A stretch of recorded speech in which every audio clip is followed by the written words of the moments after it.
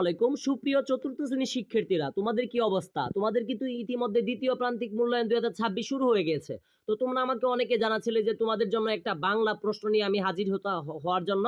তো অলরেডি আমি তোমাদের জন্য একটি বাংলা প্রশ্ন নিয়ে হাজির হয়েছে। আমি আশাবাদী এই প্রশ্নটি যদি কোনো স্টুডেন্ট ভালো করে শিখতে পারে বাসায় বসে, ইনশাল্লাহ সে এখান থেকে পরীক্ষায় কমন পাবে। তো আমি আর কথা লং করতে চাচ্ছি না। তোমরা যদি আমাদের ইউটিউব চ্যানেলে নতুন হয়ে থাকো, তোমাদের কাছে ছোট্ট একটা রিকোয়েস্ট থাকবে। দেখো ভিডিওটার নিচে লেখা আছে ইংলিশে সাবস্ক্রাইব, একটা ক্লিক করো, তাহলেই তোমাদের প্রিয় চ্যানেল সাবস্ক্রাইব হয়ে যাবে। তারপরে যখনই আমরা ভিডিও আপলোড করব তোমার কাছে সর্বপ্রথম চলে যাবে। তার মানে কি চ্যানেলটি সাবস্ক্রাইব করে রাখতে হবে। তো যারা সাবস্ক্রাইব করেছে তোমাদেরকে অনেক অনেক ধন্যবাদ। তো দেখো সময়, তোমাদের পরীক্ষাতে টোটাল সময় থাকবে হচ্ছে 2 ঘন্টা 30 মিনিট, মানে তোমাকে 2 ঘন্টা 30 মিনিট সময় দিবে এই বাংলা পরীক্ষাটার জন্য। এবং পূর্ণমান মানে কি, মানে 70 নম্বরের পরীক্ষা হবে তোমাদের। ঠিক আছে, আশা করি ক্লিয়ার, বুঝতে পারছো? তারপরে দেখো 1 নাম্বার, কবি ও কবিতার নাম সহ বৃষ্টি ছড়া কবিতার প্রথম 8 লাইন লিখো। অর্থাৎ তুমি যদি পরীক্ষাতে কবি এবং কবিতার নাম সহ বৃষ্টির ছড়া কবিতাটি লিখতে পারো, সেক্ষেত্রে কিন্তু তুমি 5টি নাম্বার পাবে 8 লাইন লিখতে পারলে। ঠিক আছে, আশা করি এটা ক্লিয়ার। তারপরে দেখো 2 নাম্বার, সংক্ষিপ্ত উত্তর দাও।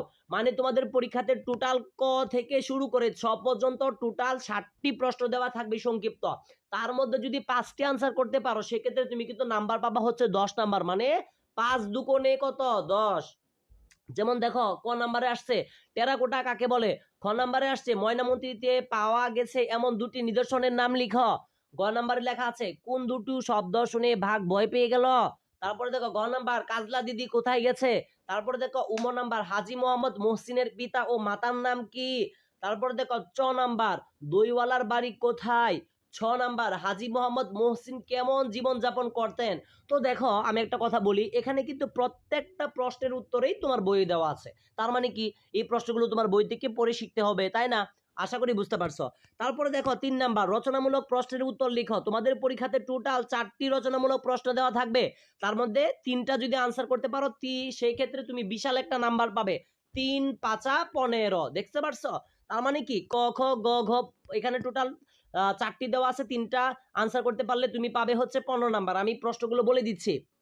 যেমন ক নাম্বার, আমিও নাই দিদিও নাই কেমন মজা হবে, এই কথা দিয়ে কি বোঝানো হয়েছে। খ নাম্বার, হাজী মোহাম্মদ মহসিনকে কেন দানবীর বলা হয়।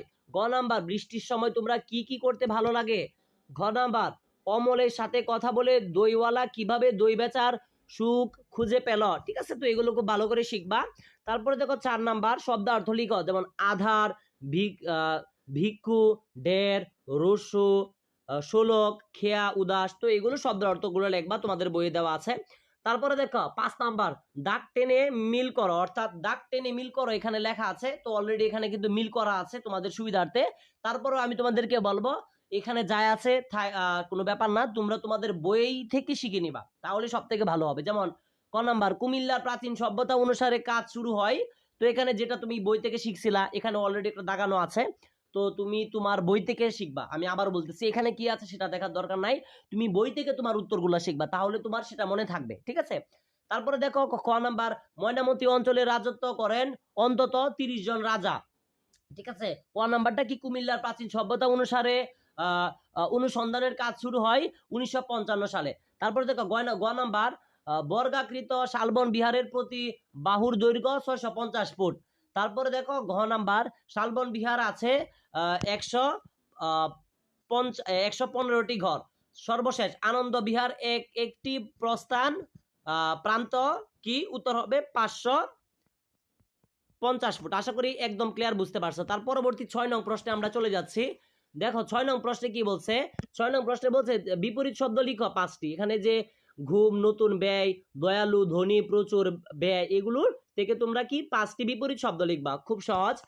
সেক্ষেত্রে 5 নাম্বার পাবা। তারপরে দেখো 7 নাম্বার, এক কথায় প্রকাশ করা 5টি, মানে ক থেকে 6 পর্যন্ত টোটাল 60টি দেওয়া থাকবে, এর মধ্যে 5টি এক কথায় প্রকাশ আনসার করতে পারলে পাচ্ছে হচ্ছে 5 নাম্বার। যেমন লেখা আছে উচ্চতর শিক্ষা প্রতিষ্ঠান, খ নাম্বার প্রাচীন কালের নিদর্শন, ঘ নাম্বার নাম বা অন্য কোনো নমুনার ছাপ, ঘ নাম্বার বুদ্ধদের শিক্ষা ও ধর্মচর্চার কেন্দ্র, উম নাম্বার পা দিয়ে পেশে দেওয়া, চ নাম্বার উপকারী স্বীকার করে যে, ছ নাম্বার গাছগাছালি দিয়ে চিকিৎসা করেন যিনি। ঠিক আছে, আশা করি এগুলো তোমরা এক কথায় প্রকাশ কিভাবে করতে হয় তোমরা বই থেকে অলরেডি শিখে নিয়েছো, আর যারা শিখো নাই তোমরা অবশ্যই শিখে নেবা।